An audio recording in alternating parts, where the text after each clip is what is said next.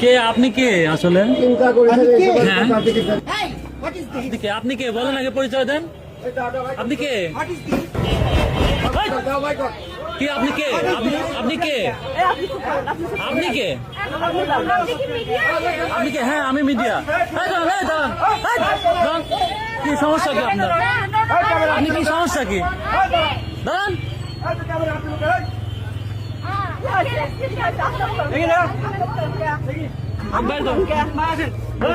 পরবর্তীতে এই শার্ট পরা ভাইয়া এসে বলেন যে আমি আপনাদের চিনি, আপনাদের ভিডিও দেখি, এবং উনি আমাদেরকে ভেতরে ঢুকতে সহযোগিতা করেন। আপনি ওনাকে এই কথা বললেন কেন?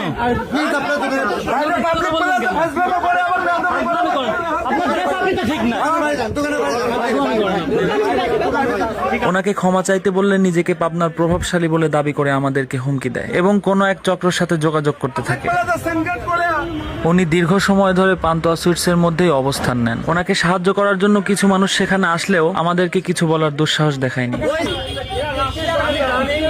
আমার লোকের বেদনা লিখেছে গোলাপি করছে, উনি এসে করছে আপনি গোলাপি দিচ্ছেন, আমি আমার তিন করলেন আপনি সিলেক্ট দিচ্ছি, আমি দিচ্ছেন ভালো তো সাদা করে দিয়েছে, উনি করছে আপনি দাড়ি কাটি সেটা তো শুনলাম। বাজি দেবো।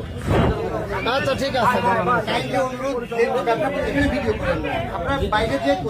ভাই আপনার পরিচয়টা বলেন, আপনার বাসা কোথায়?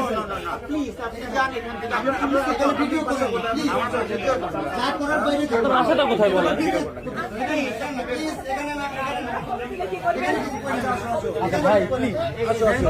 1 ঘন্টারও বেশি সময় ধরে সাধারণ মানুষ আমাদের পক্ষ নিয়ে দোকানের সামনে অবস্থান নেন। পরবর্তীতে থানায় যোগাযোগ করলে পাবনা সদর থানার ওসি মহোদয় সহ তার টিম ঘটনাস্থলে উপস্থিত হন।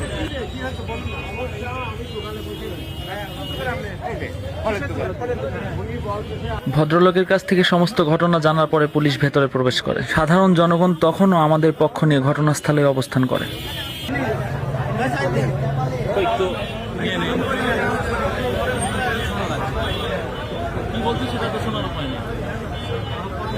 ভাই আপনারা ছিলেন না এখানে?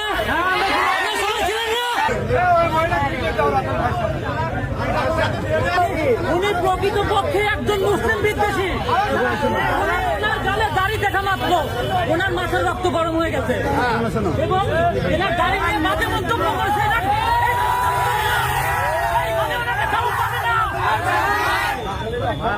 কিছু করবো বলিনি, আমরা বলছি সরি বলুন। এত অহংকার, উনি সরি বলবে না। আমি অপারেশন